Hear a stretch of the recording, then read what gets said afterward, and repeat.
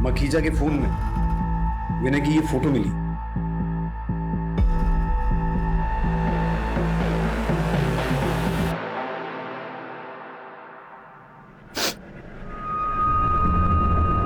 मैंने कभी सपने में भी नहीं सोचा था कि विनय मुझे इस तरह धोखा देंगे। शैलजा जी, मैं समझ सकता हूं आप पे क्या बीत रही है। विनय अगर घर वापस आते हैं या उनसे कोई कांटेक्ट होता है तो तुरंत हमें इन्फॉर्म कीजिए। जी।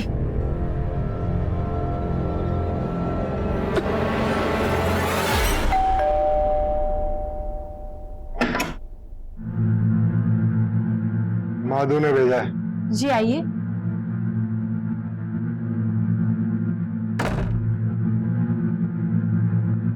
बैठिए।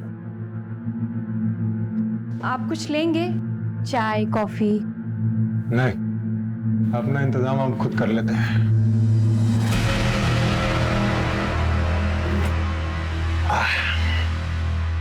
अरे तुम खड़ी क्यों?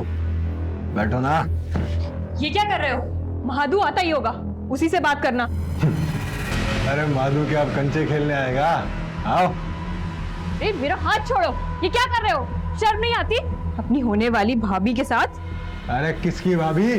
तेरे वास्ते रोकड़ा पैसा दिया है माधु को। झूठ बोल रहे हो, ऐसा नहीं हो सकता। छोड़ मुझे।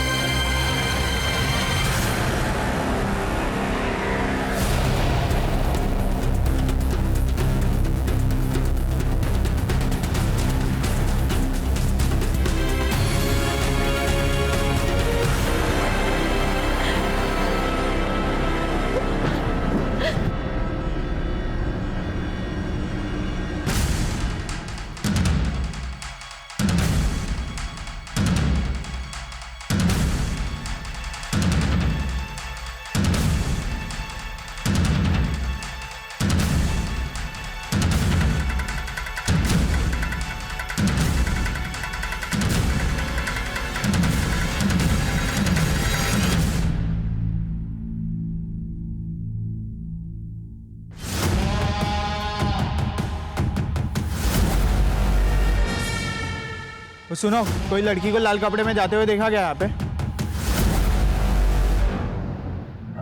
हाँ, अभी अभी एक लड़की ऑटो में बैठकर उस तरफ गई है।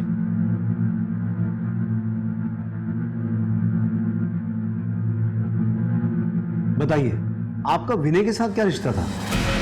प्रोफेशनल। तो फिर आपकी और विनय की इंटीमेट पिक्स मखीजा के फोन में कैसे आई? ये तो आपको उसी से ही पूछना चाहिए। मखीजा अब इस दुनिया में नहीं है, इसीलिए आपसे पूछ रहे हैं। ये मखीजा मरा कैसे? कहीं आपने ही तो। मैं मखीजा को क्यों मारूंगी? क्योंकि आपकी और विनय की कॉम्प्रोमाइजिंग पोजीशन पिक्स मखीजा के फोन में थी। हो सकता है उसने आपको धमकी दी हो या ब्लैकमेल करने की कोशिश की हो, इसीलिए उसे रास्ते से हटाने के लिए विनय के साथ मिलकर मार डाला। विनय कहाँ है? पता नहीं। आप चाहे तो मेरा सीडीआर मंगवा के चेक कर सकते हैं। मैं घर पर ही थी। काफी स्मार्ट गेम खेल रही हैं आप। आपका सीडीआर तो ठीक है, जरा ये आपके घर के सामने लगे सीसीटीवी की फुटेज देखिए।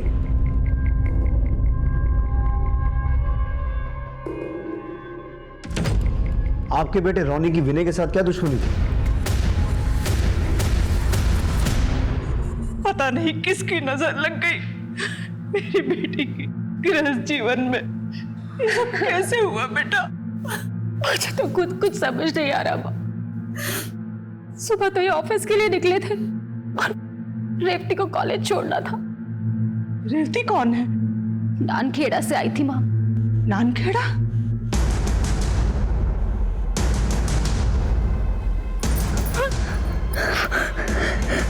कौन है तुम लोग?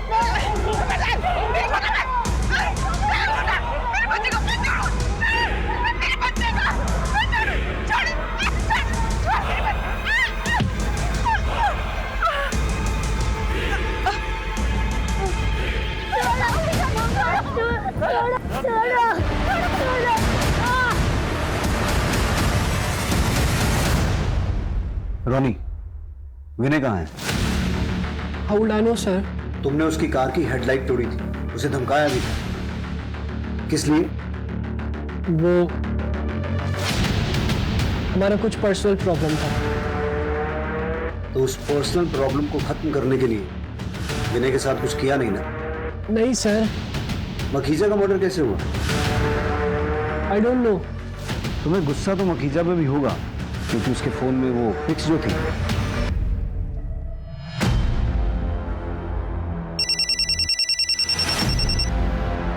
हेलो, मेरे बच्ची को उठा के ले गए साहब। कौन लोग थे? बड़े अजीब लोग थे, मुंह पर कपड़ा बांध रखा था। मैं उन्हें पहचान नहीं पाई। रेवती के बारे में पूछ रहे थे। रेवती कौन? किसी नानखेड़ा गांव से आई थी। दामाद जी उसे कॉलेज छोड़ने गए थे। दामाद जी तब से ही गायब है। मेरे बाल बच्चे बहुत खतरे में हैं। उनकी जान को खतरा है साहब। आप उनकी मदद कीजिए जल्दी। मेरी बेटी पेट से है। विजय, आसपास के सभी पुलिस स्टेशन, चेक नाके, टोल नाके, हर जगह इन्फॉर्म करो। नाकाबंदी होनी चाहिए, हर गाड़ी चेक होनी चाहिए, और बाहर गेट का जो सीसीटीवी है उसकी फुटेज निकालो। ये फोन किसका है? मेरी बेटी शैलजा का। विजय, इसके मैसेजेस और कॉल लॉग चेक करो, हो सकता है कोई लीड मिले। जी, आप चिंता मत कीजिए, हम पूरी कोशिश करेंगे।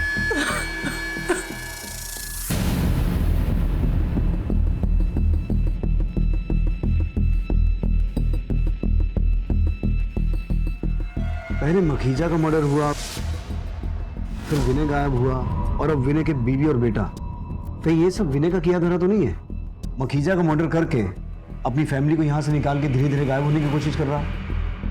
रेवती नानखेड़ा गांव से थी, और ये लोग भी गांव खेड़े के ही लग रहे हैं, चेहरे ढके हुए हैं। कहीं सबके तार रेवती से जुड़े तो नहीं है? विजय, नानखेड़ा पुलिस से रेवती के बारे में और जानकारी निकालो। सर, एक चीज नोटिस की आपने? दिखा रहा हूँ, ये देखिए, गाड़ी में नंबर प्लेट ही नहीं है। जितने भी चेक नाके हैं सबकी सीसीटीवी फुटेज चेक करो। देखो ये गाड़ी कौन कौन से रास्ते से होकर गुजरी है। सब।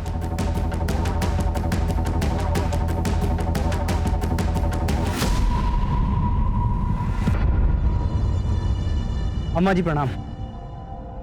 वो इंदौर पुलिस ने हमें पूछताछ करने के लिए कहा कि आपकी बेटी रेवती कैसी है और कहाँ है। रेवती,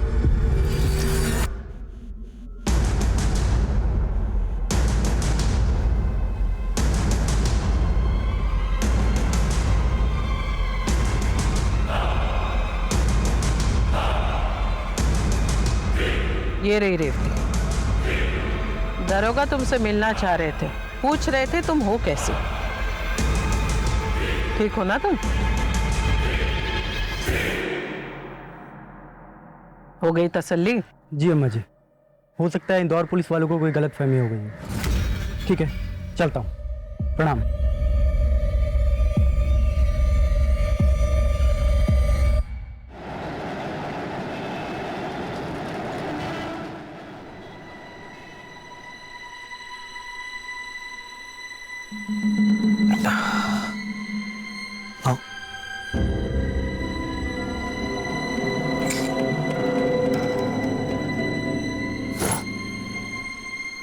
आज से यही अपना घर होगा। अब तुम्हें किसी से डरने की ज़रूरत नहीं है। इसे ही हम अपना आशियाना बनाएंगे। लेकिन मुझे यहाँ के लिए कुछ सामान खरीदना होगा। तुम उसकी टेंशन मत लो। मेरा पार्टनर है बिलाल, उसकी बीवी है बिल्लो भाभी, वो तुम्हारी खरीदारी में मदद कर देंगी।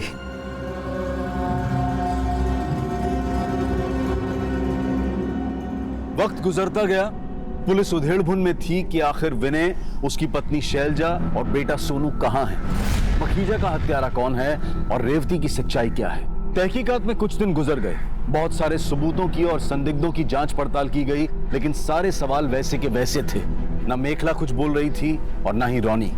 अब तो इंदौर और उसके आसपास के क्षेत्रों में सबकी जुबान पर सिर्फ एक ही सवाल था कि मखीजा का हत्यारा कौन था, विनय और उसके परिवार के साथ क्या हुआ।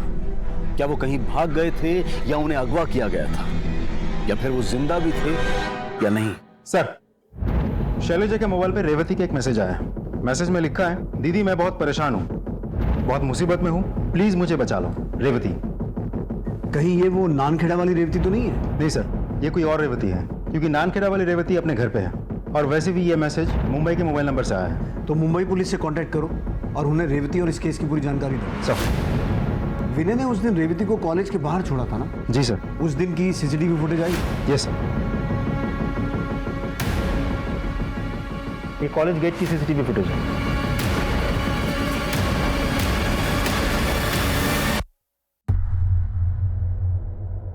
ये तो कॉलेज के अंदर गई नहीं, ऑटो में बैठ के चली गई। और जो आदमी ऑटो में बैठा है वो कौन है? इस ऑटो का नंबर नोट करो और ऑटो वाले को ढूंढ के निकालो। सर।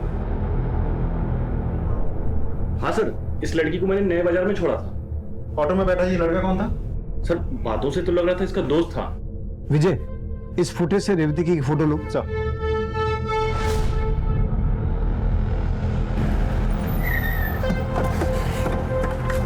सर यहीं उतारा था, वहां दोनों अंदर गए थे। सुनिए, ये लड़की यहाँ आई थी? जी साहब, ये एक लड़के के साथ में आई थी। बाद में लड़का तो चला गया, फिर ये लड़की भी भाग गई। अगर नानखेड़ा की रेवती अपने घर पे है तो फिर ये रेवती कौन है? और वो लड़का कौन हो सकता है जो इसे यहाँ लेके आया था? और फिर वो रेवती जिसने मुंबई से शैलजा के फोन पे मैसेज किया था। टोटल 3 रेवती हैं और तीनों किसी न किसी तरीके से इस केस से जुड़ी हुई हैं।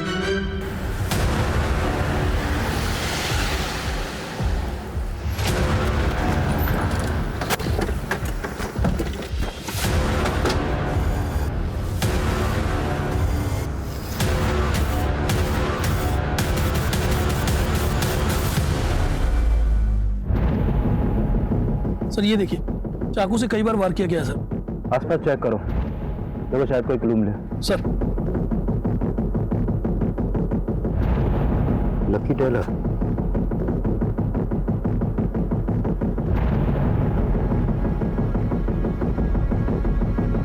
माने सर, शर्ट पे लकी टेलर का लोगो है। सर ये लकी टेलर तो काफी फेमस है मुंबई से। एक काम करो, बॉडी को पोस्टमार्टम के लिए भेजो। टेलर से चल के बात करते हैं। सर। मुंबई में अचानक मुंबई पुलिस को एक अनजान आदमी की लाश मिलती है और सवाल ये उठता है कि क्या इस केस के तार भी इंदौर केस से जुड़े हुए थे? इंदौर पुलिस पहले ही मखीजा की हत्या, विनय और उसके परिवार की गुमशुदगी और 3 रेवतियों की गुत्थी सुलझाने में जुटी हुई थी। क्या मुंबई में मिली अनजान लाश इन सभी केसेस को और भी पेचीदा बना देने वाली थी, या फिर अभी एक ऐसा सच सामने आने वाला था जो इन सभी समीकरणों को बदल देने वाला था?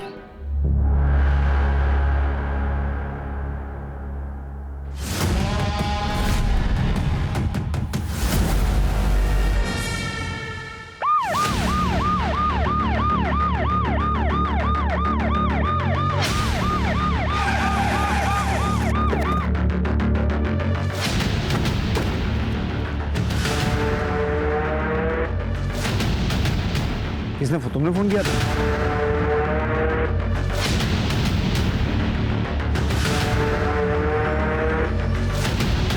सर, ये तो कोई महादू है, ननखेड़ा गांव से। ननखेड़ा गांव से तो रेवती भी है।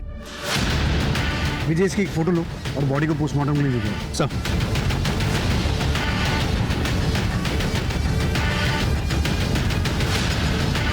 हाँ सर, यही लड़का था सीसीटीवी वाली लड़की के साथ। हाँ सर, यही लड़का था जो रेवती के साथ आया था। विजय, नानखेड़ा के पुलिस स्टेशन को इन्फॉर्म करो, हम महादू के घर पूछताछ के लिए आ रहे हैं। सर।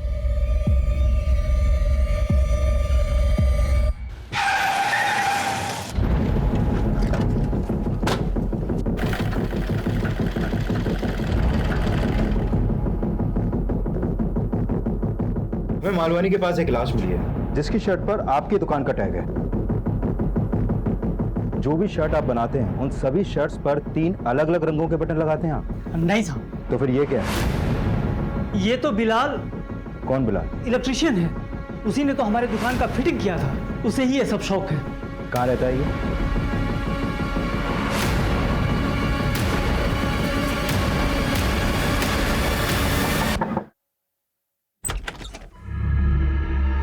बिलाल का घर है? जी साहब, लेकिन 2 दिन से वो घर नहीं आया। मैं पुलिस स्टेशन आने वाली थी। क्या हुआ साहब? हमें एक डेड बॉडी मिली है और बॉडी अभी पोस्टमार्टम के लिए गई है। यह है बॉडी का फोटो।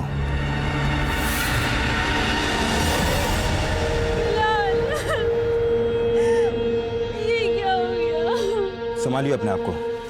देखिए, हम आपका दुख समझते हैं, लेकिन तहकीकात तो करनी होगी। अच्छा, एक बात बताइए, बिलाल की किसी से कोई दुश्मनी थी? मतलब किसी से कोई झगड़ा कभी? नहीं साहब, अपने काम से काम रखता था। ये बिलाल काम क्या करता था? उसका कोई दोस्त था जो उसके ज्यादा करीब हो? हाँ साहब, वो पिछली गली में शाम रहता है ना, उसके साथ काम करता था।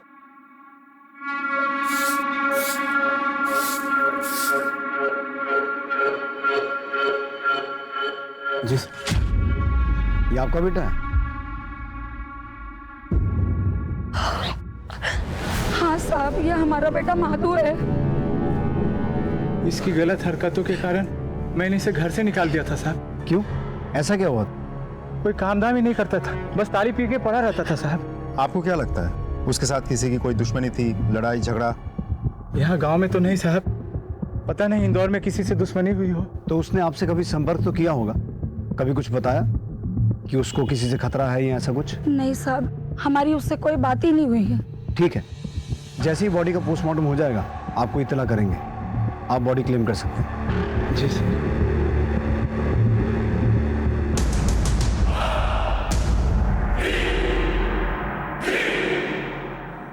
मुझे कुछ तो गड़बड़ लग रही है। अजय, इनके घर पे नजर रखना और गांव में महादू के बारे में और पता करो। जी सर। अच्छा, ये रेवती भी इसी गांव की है ना? जी सर, वो घर पे ही है, मैंने खुद जाके चेक किया। ठीक है, आपको और कोई भी इंफॉर्मेशन मिले हमारे साथ शेयर कीजिए। सर,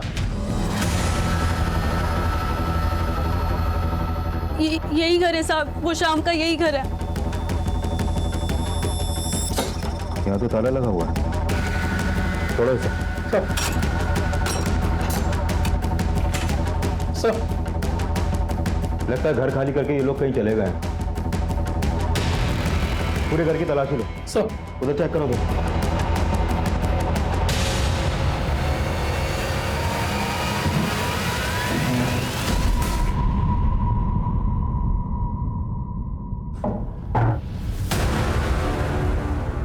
माने सर, ये खून के धब्बे लग रहे हैं मुझे। फोरेंसिक टीम को बुलाओ और ये ब्लड पार्टिकल बिलाल की डेड बॉडी से मैच करके देखो, हो सकता है ये उसी का ब्लड हो।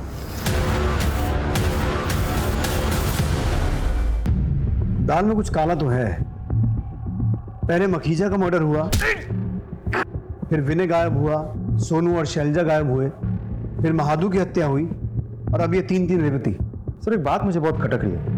अगर मखीजा का हत्यारा विनय है तो क्या मखीजा की हत्या का बदला लेने के लिए किसी ने विनय के परिवार को किडनैप किया, या फिर विनय ने खुद अपने परिवार को किडनैप करवाया और बाद में सब गायब हो गए? अब ये विनय हत्यारा है या खुद विक्टिम है? ये भी तो हो सकता है कि मखीजा का मर्डर किसी और ने किया और विनय को उसके परिवार के साथ किसी और ने किसी और वजह से अगवा किया। पर वो है कौन? और इन तीन रेवती का इस केस से क्या कनेक्शन है? रेवती और शाम के रूम में मिले खून के धब्बे आपके पति बिलाल के ही हैं। साहब, ये रेवती और शाम ने मेरे शौहर को मारा है, आप इन दोनों को जेल में ठूस दो। हमने शाम का फोन सर्विलेंस पे डाल दिया है, जैसे वो फोन ऑन करेगा पकड़ा जाएगा। आपके पास रेवती का कोई नंबर है? नहीं साहब। ये बात समझ में नहीं आ रही है, ये रेवती है कौन, ये आई कहाँ से, और इसका इंदौर की शैलजा से क्या रिश्ता है? ठीक है,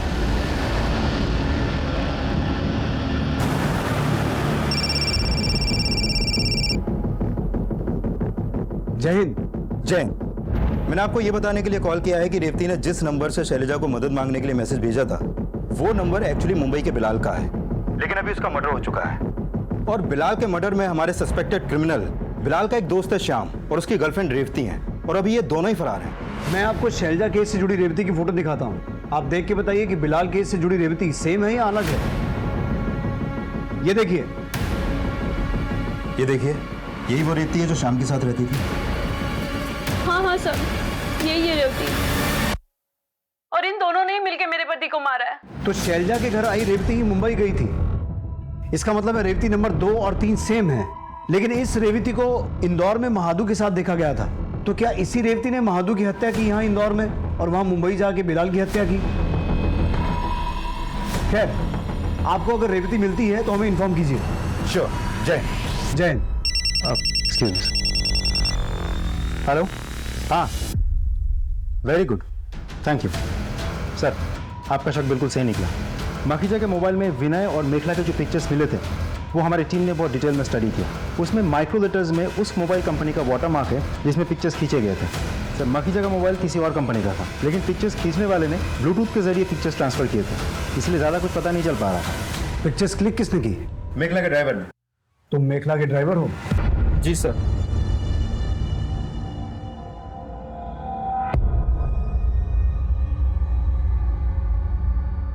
ये फोटो तूने क्यों क्लिक की?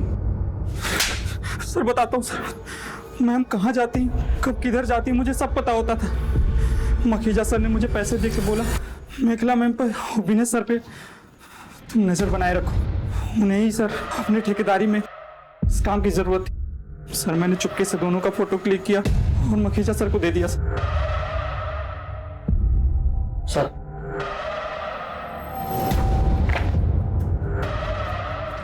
सर इसके कॉल डिटेल्स आ गए। जिस वक्त मखीजा का मर्डर हुआ था तो उसके घर के आसपास क्या कर रहा था? कहीं तूने ही तो मखीजा का मर्डर नहीं किया? नहीं साहब, मैं तो मेखला मैम को लेके गया था। लेकिन सर मखीजा के मर्डर के समय मेखला का फोन तो उनके घर पे था। मेखला का फोन घर पे था, मेखला घर पे नहीं थी। कहाँ गई थी आप? मैं अपने घर पर ही थी। आपके ड्राइवर ने बयान दिया है कि उस दिन वो आपको मखीजा के घर लेके गया था। मेखला जी, आपके घर से लेकर मखीजा के घर तक जितने भी सीसीटीवी कैमरा हैं, हमने सबकी फुटेज मंगवाई है। किसी न किसी सीसीटीवी में आप कैप्चर हो जाएंगे। आप पढ़ी लिखी महिला हैं। यहाँ तो बड़े बड़े क्रिमिनल्स पुलिस की मार सह नहीं पाते और सच उगल देते हैं। और सोच लीजिए आपका क्या होगा। तो बड़े बड़े क्रिमिनल्स पुलिस की मार सह नहीं पाते और सच उगल देते हैं। और सोच लीजिए आपका क्या होगा। नीतू, इन्हें तब तक मारो जब तक ये सच न बोले। मैं सब सच बताती हूँ। I am sorry. मैंने मखीजा को जानबूझकर नहीं मारा। उसने दोपहर 12 बजे सोशल नेटवर्किंग साइट पे हमारे पिक्चर्स वायरल करने की बात लिखी थी। मैं डर गई थी।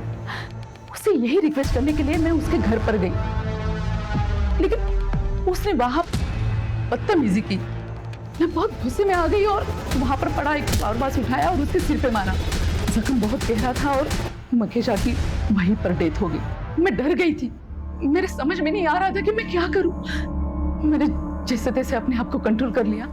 ये सोच लिया कि जो होना था सो हो गया। मुझे एक आइडिया आया, अगर इस मर्डर का ब्लेम विनय पे आता है तो उसकी वाइफ को हमारे रिश्तों के बारे में पता चलता और वो उसे छोड़ देती। फिर मैं विनय के साथ शादी कर पाती। मैंने विनय को प्रमोशन देके उसके लिए एक आईडी कार्ड बनवाया था।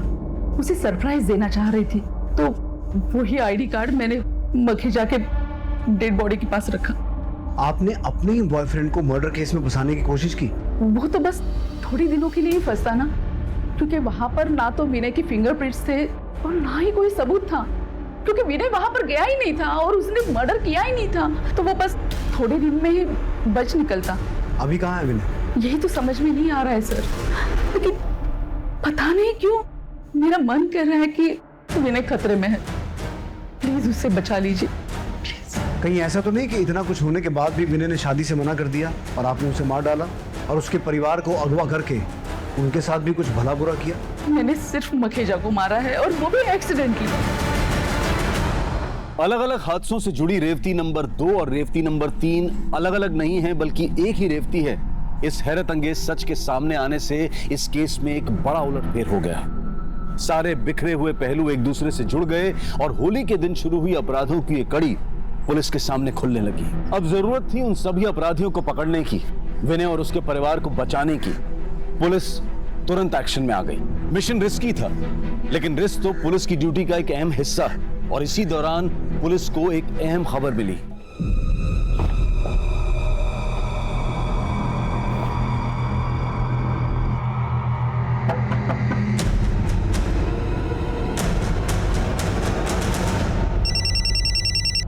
जय हिंद। बोलिए। जय हिंद।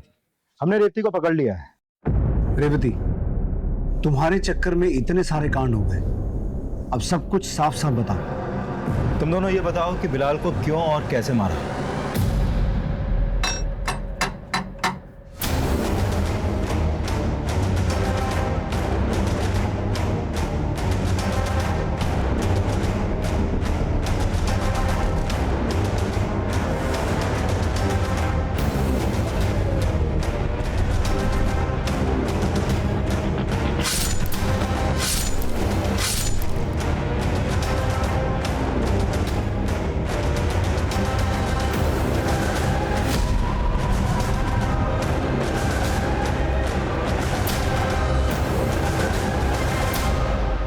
हमने बिलाल को मार के उसकी बॉडी झाड़ियों में फेंक दी। तुम नामखेड़ा के महादू के साथ यहाँ इंदौर में क्या कर रही थी और शैलजा के घर कैसे पहुंची?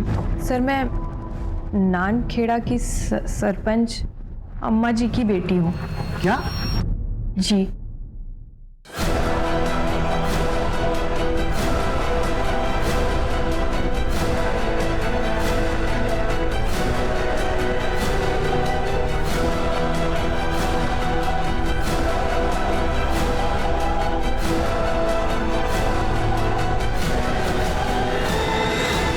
फिर मैं श्याम की मदद से इन सब से दूर मुंबई चली गई। तो तुम सिर्फ थोड़ी देर छिपने के लिए शैलजा के घर गई थी और फिर मुंबई चली गई। यहाँ पहले विनय गायब हुआ, फिर शैलजा और सोनू गायब हुए, महादू का मर्डर हो गया। क्या शैलजा दीदी की पूरी फैमिली गायब हो गई? हे भगवान, कहीं मेरी अम्मा जी को ये पता तो नहीं चल गया कि मैंने उनके घर में आश्रय लिया था और अम्मा जी ने तो उन्हें, मेरी अम्मा जी को ये पता तो नहीं चल गया कि मैंने उनके घर में आश्रय लिया था और अम्मा जी ने तो उन्हें,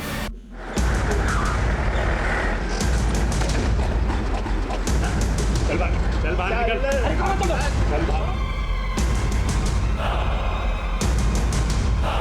रेवती कहाँ? उसे तो मैंने कॉलेज के गेट पे छोड़ दिया था, मुझे कैसे पता होगा कि वो कहाँ?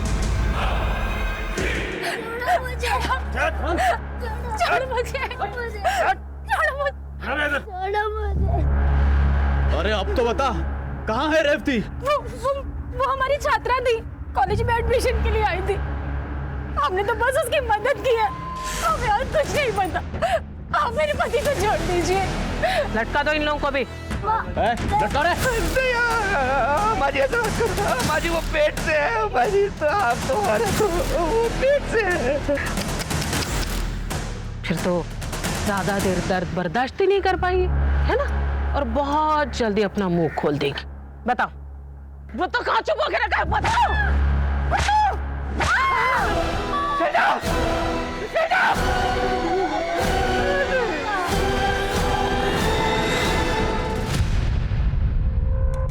इसका तो खून आ गया रे। मतलब तेरा बच्चा दुनिया में आने से पहले चल जा। अरे अब तो बता कहाँ है रेवती? नहीं पता। रेवती बता कहाँ है? नहीं पता।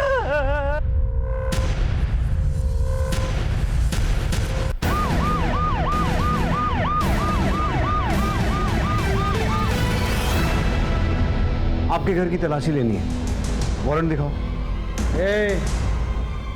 ये आज की सरपंच और आने वाले कल की विधायक जी का घर है। यहाँ वारंट कुछ नहीं चलता। चलो निकलो यहाँ से। मैं वार्निंग दे रहा हूँ, अगर पुलिस के काम में दखलंदाजी की तो मुझे गोली चलानी पड़ेगी। ए दरोगा, क्यों मेरे हवेली की तलाशी लेना चाहते हो? आपकी बेटी रेवती कहाँ है? तो घर पे। बुलाइए। रेवती,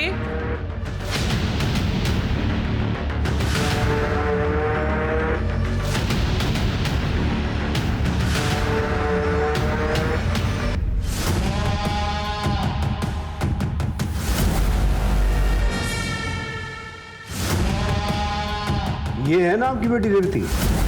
आप समझिए आप कि आपके घर की तलाशी क्यों लेनी थी। तलाशी लो पूरे घर की।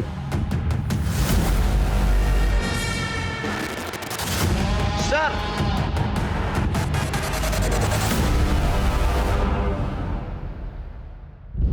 विजय,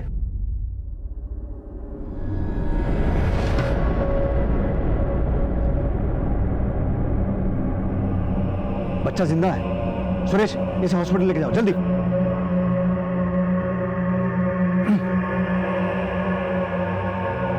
सर। दीदी, दीदी।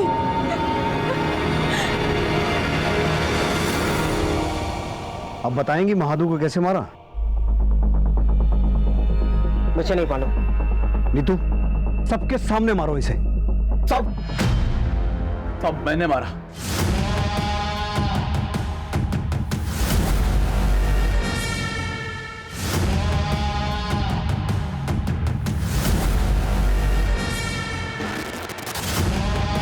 खानदान की इज्जत का सवाल था, इसलिए मार दिया। अजय, अंदर डालो इन्हें और इतना मारो कि सपने में भी लॉकअप दिखाई दे, क्योंकि ये सिर्फ खूनी और अपराधी नहीं है, वैसी हैं जिन्होंने एक गर्भवती महिला के साथ ऐसा अत्याचार किया है कि उसके पेट में पल रहा बच्चा भी मर गया।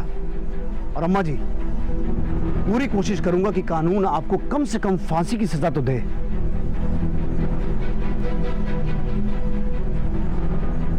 आप सब भी जाइए यहां से। देखा रेवती, तुम्हारे एक झूठ ने कैसा खेल रच लिया। मैं मानता हूं तुम्हारे साथ भी बहुत कुछ गलत हुआ है, लेकिन तुम्हारे उस एक झूठ ने कई जिंदगियों का सच बदल दिया। विजय, इसे भी ले चलो।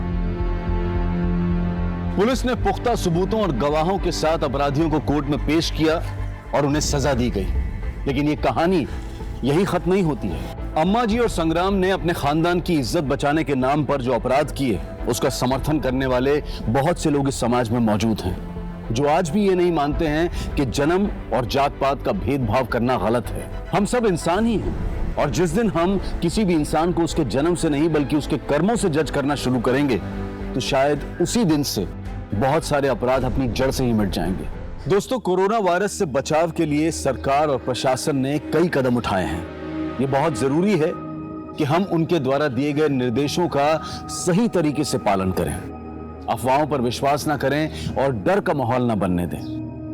हमें पूरा विश्वास है कि हम बहुत जल्द एक साथ मिलकर इस आपदा को जड़ से मिटाने में सफल रहेंगे। अब मैं अनूप सोनी आपसे विदा लेता हूं। फिर मुलाकात होगी क्राइम पेट्रोल सतर्क के ब्लैक हेडलाइंस अध्याय में एक और नए केस के साथ। और याद रखें, क्राइम और आपके बीच में सिर्फ इतना फर्क है कि आप कितने सतर्क हैं। सतर्क रहें, सुरक्षित रहें। जय हिंद।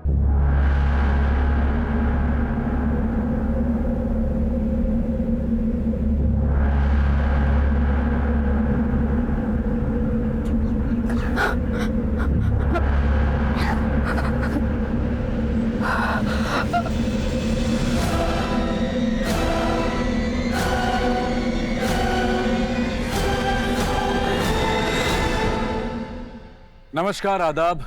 क्राइम पेट्रोल सतर्क के ब्लैक हेडलाइंस अध्याय के आज के एपिसोड में आप सबका स्वागत है। आज के केस में हम देखेंगे होली के दिन शुरू हुआ अपराध का ये खेल कैसे इंसानी रिश्तों को जज्बात के भंवर में उलझा देता है और एक के बाद एक कई जिंदगियां तबाह हो जाती हैं। गुलाल का रंग भी लाल होता है और खून का रंग भी लाल।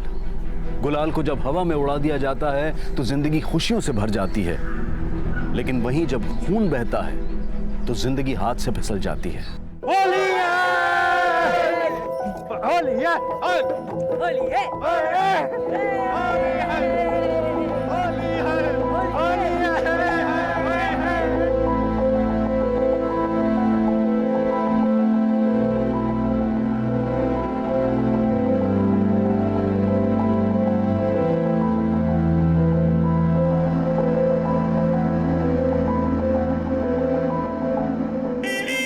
लो बन गई जोरी।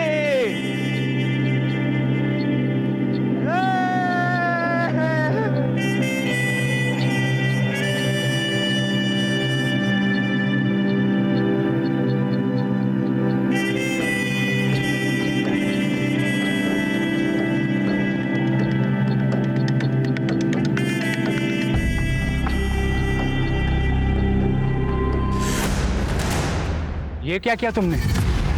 अरे जिससे ब्याह करना होता है ना, उसी के माथे पे गुलाल डालते हैं। तो कर लेंगे ना ब्याह। डरते थोड़ी है किसी से।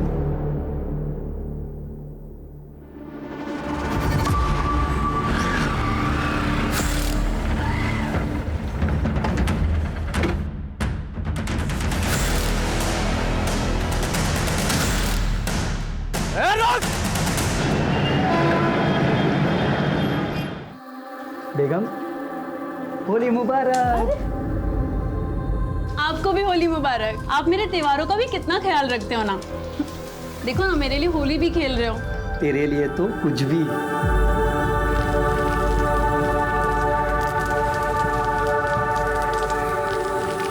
हैप्पी होली। हैप्पी होली चल जा। हैप्पी होली। माँ, छोटा भैया कब आएगा? अभी तो बस 2 ही महीने हुए, 7 महीने बाद आएगा। माँ, मैं छोटे भैया को भी कलर लगाऊंगा। राजू आया। अरे राजू,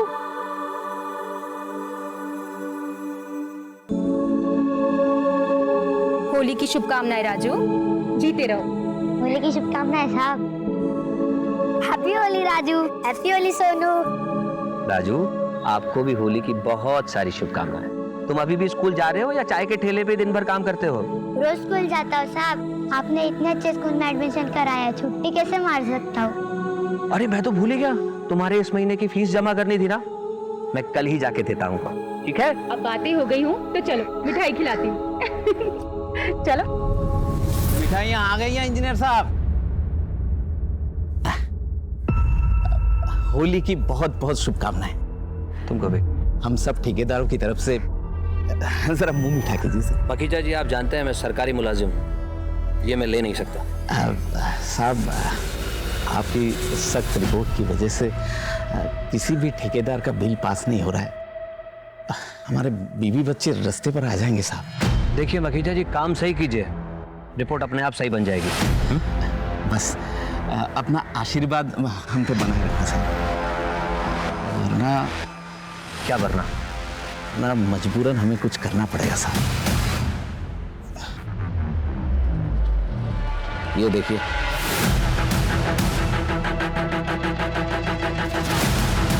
मुझे धमकाने आया? तेरी हिम्मत कैसे हुई यहाँ आने की? जो तो मैं देख लूंगा यहाँ से, जो मैं देख लूंगा।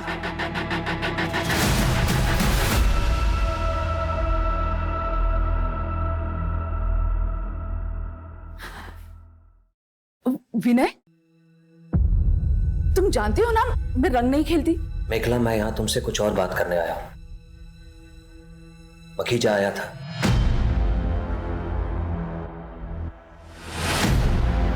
ओह नो, अगर वो पिक्चर्स बाहर आ गए तो ऑफिस में इंक्वायरी बैठ सकती है।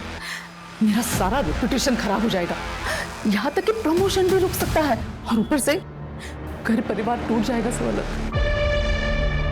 विनय, हमें कुछ करना चाहिए। डोंट वरी, चाहे कुछ भी हो जाए तो मैं बदनाम नहीं होने दूंगा, और अगर जरूरत पड़ी तो तुम्हारे लिए किसी भी हद तक जा सकता हूँ, कुछ भी कर सकता हूँ, कुछ भी। रिलैक्स।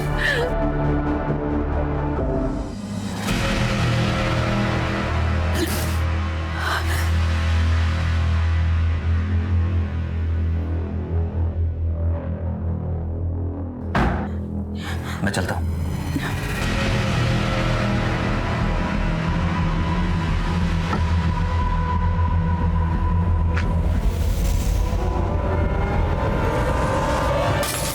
रानी, मेरी मॉम से दूर रहना वरना सर फोड़ दूंगा।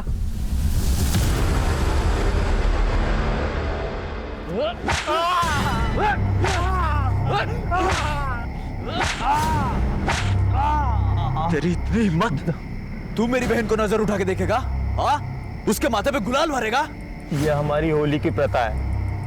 रेवती ने हमारे गाल पे गुलाल लगाया और हमने उसके माथे पे गुलाल भरा। अब हम उससे ब्याह रचाएंगे। क्या बोला तूने?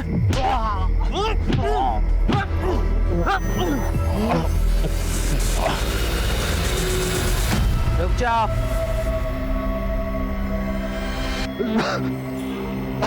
अम्मा, ये हमारे रेवती पर गुलाल डाला है और कह रहा है ना उससे ब्याह रचाएगा। संग्राम, संग्राम ये उन लोगों की परंपरा है, और आज के दिन ना तुम अपने दिमाग को जरा ठंडा रखो। अरे आज होली का त्योहार है। होली खून से नहीं, रंगों से खेली जाती है, समझे? आप सब लोग अपने घर जाइए और खुशी से होली मनाइए।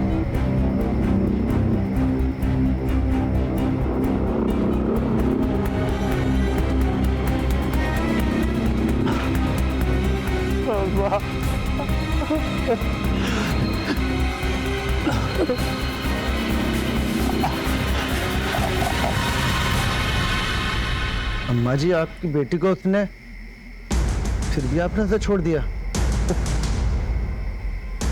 अगला चुनाव विधायक के लिए, हर चीज ठंडी करके खानी चाहिए। इस महाधुप को गांव के बाहर तो निकलने दो, फिर बताते हैं इसे।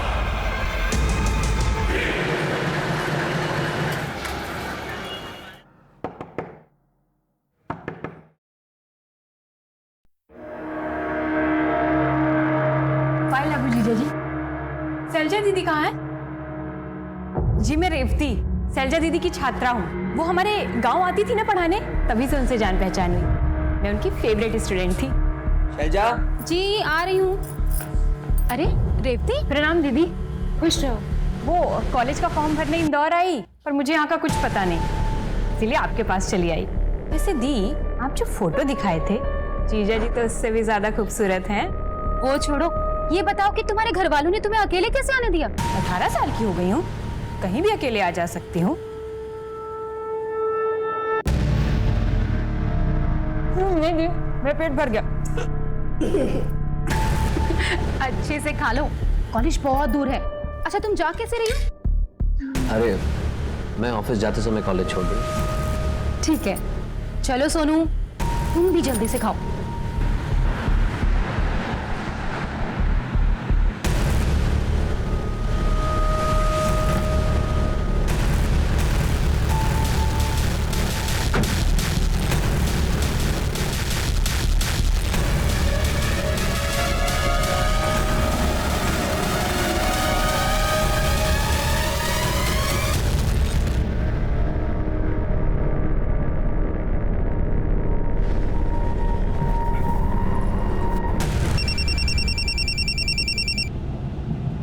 हेलो। मखीजा ने अपने सोशल नेटवर्किंग साइट पे एक मैसेज डाला है कि आज 12 बजे तक सरकारी अफसरों के छुपे हुए रिश्तों का बड़ा खुलासा होने वाला है। गॉड, ये खुलासा किसी और का नहीं निकला, हम दोनों का होने वाला है। ये पक्का हम दोनों के पिक्चर्स नेट पे अपलोड करने वाला है। कुछ करो विनय, नहीं तो। निकला, you don't worry, I will get him.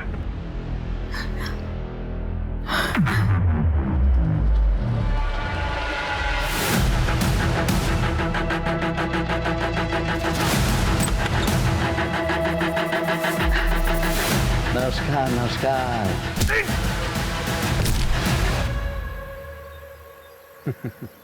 Happy Holi sir.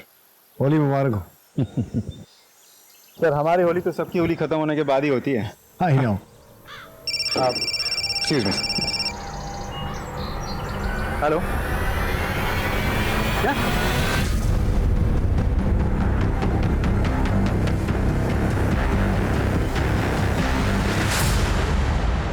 Phone किसने किया था? मैंने।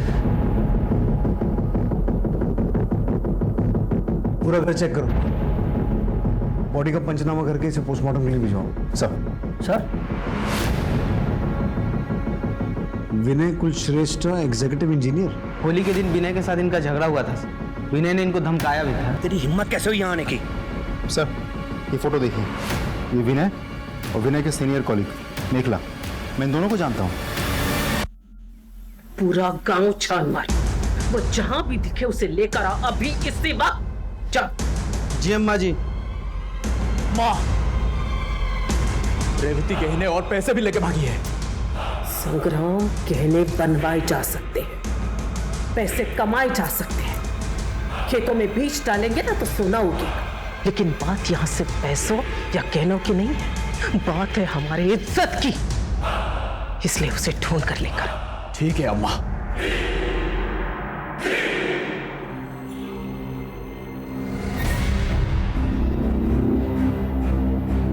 अच्छा वो पैसे और गहने लेके आई हो?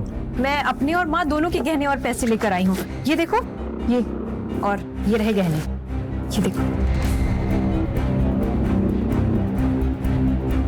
लेकिन ना इतने सारे गहने यहाँ रखना ठीक नहीं होगा। मैं काम करता हूँ, ये सारे गहने बेच के ना पैसे लेके आता हूँ, फिर तुम्हारे नाम से बैंक में एक खाता खोलेंगे और सारे पैसे उसमें जमा कर देंगे।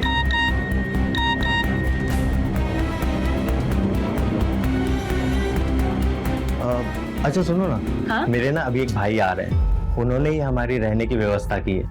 मैं एक काम करता हूँ कि गहने बेच के ना पैसे लेके आता हूँ, और तुम्हें भूख भी लगी होगी ना। हाँ। तो तुम्हारे लिए समोसा और जलेबी लेके आता हूँ, ठीक है?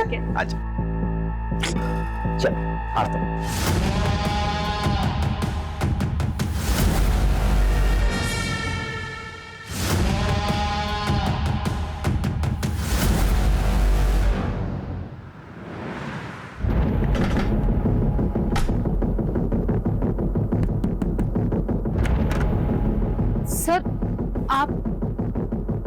विनय कहाँ है? ऑफिस गए हैं। क्यों सर, क्या हुआ? वो ऑफिस पहुंचे नहीं, उससे पहले ही कहीं और चले गए। आपको मालूम है कहाँ गए? मुझे नहीं पता सर, मैं तो खुद सुबह से टेंशन में हूँ। उन्हें कई बार फोन मिलाया पर उनका फोन ऑफ जा रहा है। वो कभी ऐसा नहीं करते। मगर आप लोग उन्हें क्यों ढूंढ रहे हैं? ठेकेदार मखीजा का मर्डर हुआ और वहां से विनय का आईडी और